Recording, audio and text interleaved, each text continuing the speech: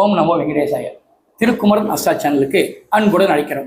நம்ம சேனலை சப்ஸ்கிரைப் பண்ணுங்க, ஷேர் பண்ணுங்க, நல்லது நடக்கும். இப்போ சனி பகவான் நன்மையே செய்வார். என்னங்க சனி வந்தால் ரொம்ப கஷ்டப்படுறோம், அவ்வளோ போராட்டம் இருந்ததுன்னா அது எல்லாம் காரணம் நாம தான். சனி பகவான் உண்மையான நீதிமான்.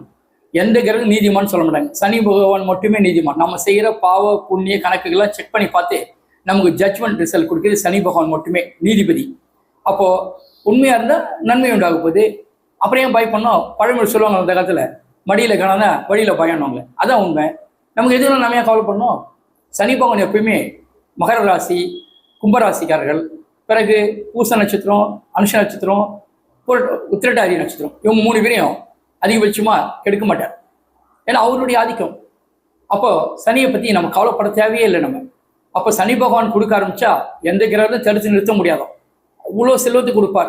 சனி பகவான் திருமணத்தை கொடுப்பார், சனி பகவான் புகழ் பெயர் கொடுப்பார், சனி பகவான் வாகனங்கள் கொடுப்பார். ஆனால் அவர் கொடுத்து தான் பழக்கம், கெடுத்து பழக்கம் இல்லை. நம்ம தப்பு பண்ண தண்டனை அனுபவிச்சு தான் ஆகணும். அப்போ நம்ம நல்லது நல்லா இருக்கிறோம், அதை உண்மையாக இருந்தால் நன்மை உண்டாகும் சொன்னால் அதுதான் உண்மை.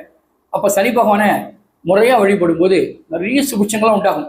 இப்போ சனி திசையில மிகப்பெரிய சுபிட்சத்தை கொடுப்பார் நிறைய பேருக்கு. அதுவும் மகரம் கும்பராசிக்காரர்கள்லாம் சனி திசை தான் சுக்கர தசை மாதிரி மற்ற ராசிக்காரர்களை விட. அதே மாதிரி பூசம் அனுஷம் ஒத்துக்கிட்டீங்களா, சனி பகவான் நன்மையை செய்வார். அப்போ சனி பகவானுக்கு முறையாக வழிபடும் போது மிகப்பெரிய நன்மையை செய்வார். சனி பகவான் கெடுக்கிற சரித்திரம் இல்லை. நம்ம எல்லாரும் உண்மையாக இருந்து மேலும் சுபிட்சமாக இருந்து சனி பகவானுடைய பரிபூர்ணம் அவர்களுக்கு கிடைக்க சனி பகவானை பிரார்த்திப்போம். நம்ம மேலும் விவரங்களுக்கு அடியினை தொடர்பு கொள்வோம். நன்றி, வணக்கம்.